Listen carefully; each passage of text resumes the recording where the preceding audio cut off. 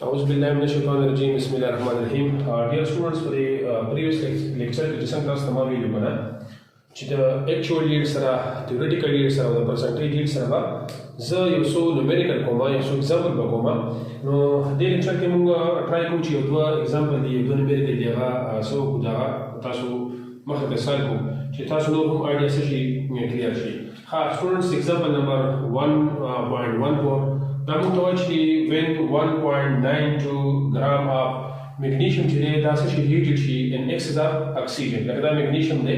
excess of oxygen is that's all magnesium oxide. We calculate theoretical yield of magnesium oxide.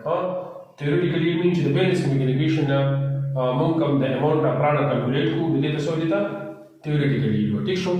The theoretical yield, theoretical yield is the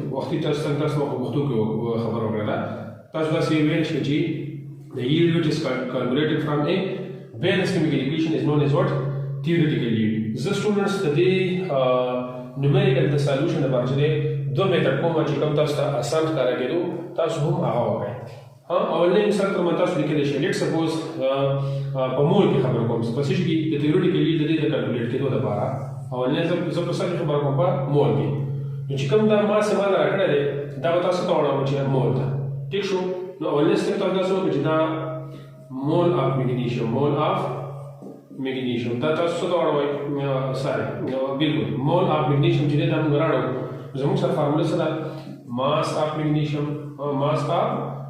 chicken हम कराना है mass of magnesium दा सब ब्रैकेट के छोटे के जिला से शेयर दा given take show them divided by molar mass take the students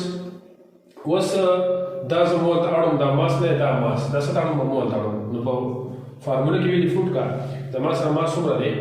kam chum de magnesium rakna de 1.92 gram de aur the magnesium chikna ta so pa double क्यों करे the magnesium mass da mass umra de 24 gram per mole है 24 gram per mole है जिकरे दाता सो कैलकुलेटर बने कैलकुलेट है यदि नजम सराजी 0.08 सेशनली मोल ऑफ मैग्नीशियम ठीक है स्टूडेंट्स वस कोमा दा मोल ज आडोमा पर कंपैरिजन कोमा तब वस बजम ची फ्रॉम बैलेंस केमिकल इक्वेशन जबरदस्त वाले के ची मैग्नीशियम दे दमा सरा ठीक था अब अच्छे से मैग्नीशियम ऑक्साइड है the balanced chemical equation मुताबिक जमा सब सुमरा मोल कोएफिशिएंट से दे 2 दे 2 मोल ऑफ मैग्नीशियम दे 2 mole of magnesium they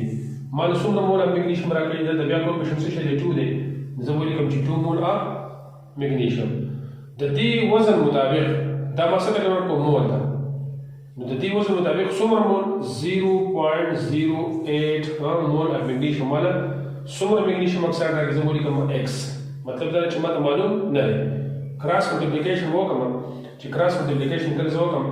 take for students बता दो मास अंदाज से 2x सरा 2x is equal to 2 multiplied by 0.08 because this मिसाल तो मानी दा 2 दे बस सरा क्रॉस को या आखो 2 वाला या तो किससे क्रॉस हो गई x समास सरा स्टूडेंट्स x दत समास सरा ले दत जो कम टेक शो दा x समास सरा x is equal to 0.08 Thus, students, moles of magnesium oxide. चूँकि theoretically या actually चले, दाज़मा सर बस के लिए दाज़मा सर ग्राम क्या खला, दाज़मा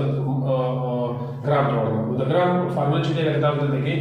बेल का mole is equal to mass in gram divided by molar mass.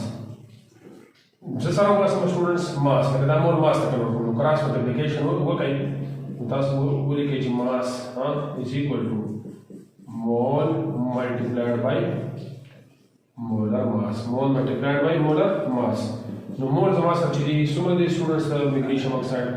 0.08 थे और मैग्नीशियम ऑक्साइड मोलर मास था उसका कैलकुलेट थे कि मैग्नीशियम मोलर मास था उसको कैलकुलेट करोगे तो मैग्नीशियम दम सर 24 दे अगर मैग्नीशियम था तो लगी नोट वो लिखे ठीक show magnesium oxide that magnesium चले 24 दे और ऑक्सीजन से चले 16 दे दारा ले 40 ग्राम पर मोल दारा जरूर के 40 ग्राम पर मोल के लिए चिकरे दादा सो कैलकुलेटर बनी ओके د دې نه زما سره 3.2 ګرام 3.2 ګرام نو دا څه شو سټوډنټ زما سره theoretical yield شو چې دا موږ د څه وکړو دا بیلنس کیمیکل اکویشن موږ څه وکړو دا کیلکولیټ کړو دین علاوه که فرض کړه دا میتر دا ځان سره نوٹ کړئ ٹھیک شو که دا میتر تاسو نه کړئ نو یو سیمپل بل میتر په بل میتر یې ولیکئ پوه شئ لیټ سپوز یو بل میتر ټرای کوو 3.2 یاد ساتئ چې دا زما سره انسر راغلی دی سیکنډ میتر د ګورئ سټوډنټس ټیک ده سیکنډ میتر زه اپلای کوم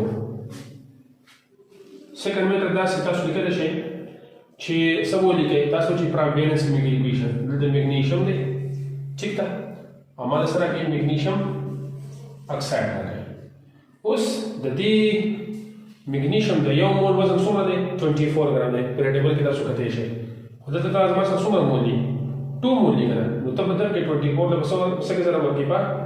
2 کې سره ورکړم دا به څه شي 48 ګرام څه شو دا ما ګرام پر مول ته وواړه 48 ګرام راغلی ټیک ده سټوډنټس دغه شان د میګنیشیم وختي چې تاسو مازدیګر وکړو که نه د میګنیشیم وزن د ما سره څومره دی 24 دی او د اکسین څه شی دی 16 دی نو 24 پلس 16 څومره دی 40 راځي او بیا زموږ سره دا څومره مول دي 2 مول دي دا 2 مول دی ځکه موږ 2 کې سره ورکړو 24 دا دغه شان دا هم زموږ سره 2 مول دی دلته به زه څه وکړم دغه 40 د به زه ورکړم په څه شي کې په 2 کې دا به څه شي چې ټول ما سره 80 ګرام څه شو 80 ګرام اوس دا خبره وګورئ دا څه په ماس کې څه ډایرکټ ما خبره وکړه نو زما سره د میګنیشیم څومره وزن راکړی دی 1.92 ګرام به مالا څومره ماس اف میګنیشیم اکساید راکړي نو کراس ملټیپلیکیشن بیا وکړئ نو تاسو ولیکئ چې 48x is equal to 80 multiplied by 1.92 ٹھیک شو x زره وباسم نو دا به هم 80 multiplied by 1.92 divided by 48 چې دا تاسو بالکل کیلکولیټ کړئ ٹھیک شو نو دا به راشي زموږ سره وختي چې څنګه تاسو وویل بالکل دا هم سره راځي 3.2 ګرام 3.2 ګرام دا څه شو تیوریټیکل یې شو د څه شي دا میګنیشیم اکساید نو دا دوه میتر چې کوم سټوډنټ تاسو ته اساني هغه تاسو کولی شئ ټیک شو اوس دا سیکنډ نومریکل کوو د هغه انټرکشن ویټ وکړئ صحیح سټوډنټ ډیر سټوډنټس دا زما سره یو بل نومریکل دی ریلیټډ ټو ایکچوال ییلډ تیوریټیکل ییلډ او پرسنټ ییلډ ایگزامپل موږ ته دا وایي چې هیټینګ 24.8 gram of copper carbonate in a crucible چې د سټوډنټس دا هم یاد ولرئ یو پیاله نما غونډه کې د هغې ښه دغه شان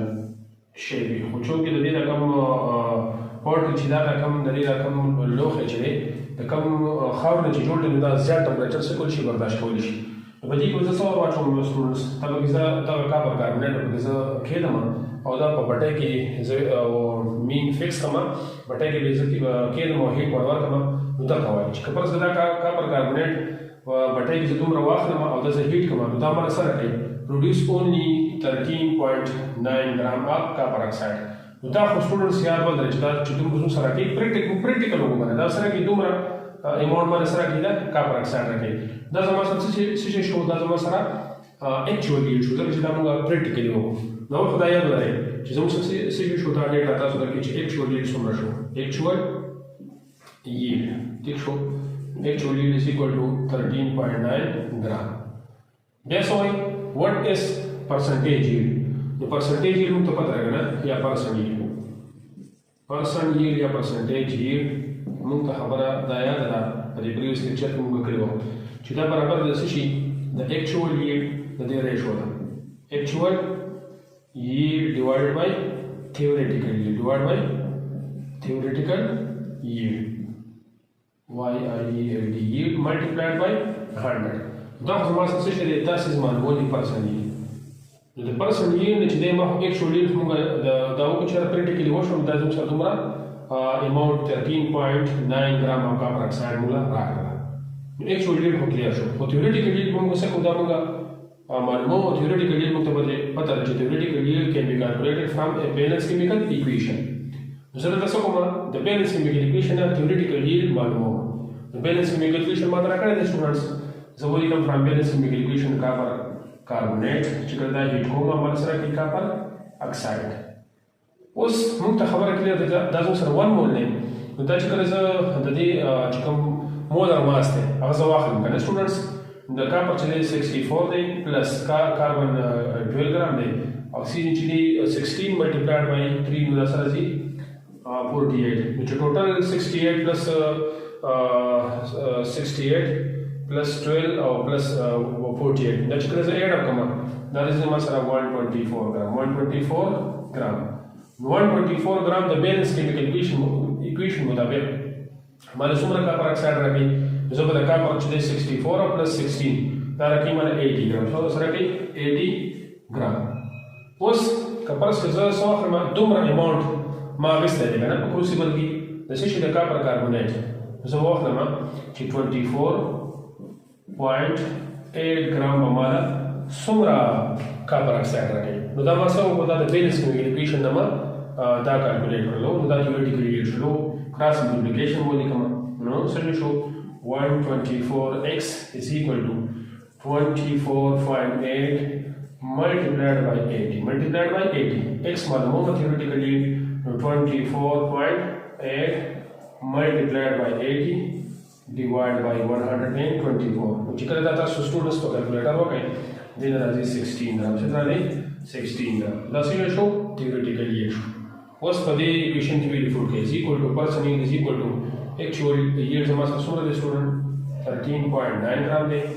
theoretically ما بیلنس اکویشن کیلکولیټ کړو 16 ګرام دی multiplied by 100 نو چې دا تاسو په کیلکولیټر باندې وکړئ دې تقریبا زموږ سره ځي 86.87% دا څه شو پرسنټیج شو ټیک شو او چونکې په دې مخکینی لیکچر کې موږ دا کړو چې پرسنټیج د 90 نه کم راشي دا به زموږ سره ایکسلنٹ ریزلټ نه او که 90% یا 90% درسې وای نو دا به سیده بیا زموږ سره ایکسلنٹ ریزلټ وي نو اینی هاو دا ایکسلنٹ ریزلټ دی ځکه چې پرسنټ یې زموږ سره څومره دی 86.87 د 90 نه کم راغلی خو زموږ د آنسر سره کار کوو آنسر په دې طریقه باندې بس کوو چې سټوډنټس تاسو دا پرسنټیج معلومولی شئ انشاءالله دې نه بعد موږ ټرای کوو چې کوم ایکسرسایز ایم سی کیوز دي هغه حل کوو او که فرض کړه په دې چپټر کې په کوم نومیریکل دی باندې کې څه نمونه تاسو ته مسله وه هغه بیا تاسو ووایئ په کمنټ کې یا پرسنل میسیج هم کولی شئ انشاءالله هغه بیا زه تاسو ته حل کوم کوشش به کوو چې د ایکسرسایز د ایم سی کیوز نه بعد زه اټامیک سټرکچر چپټر چې دی هغه باندې شروع وکړو د هغې لپاره سټوډنټس موږ ته اجازت راکوئ خوشحاله اوسئ کامیاب اوسئ د الله په امان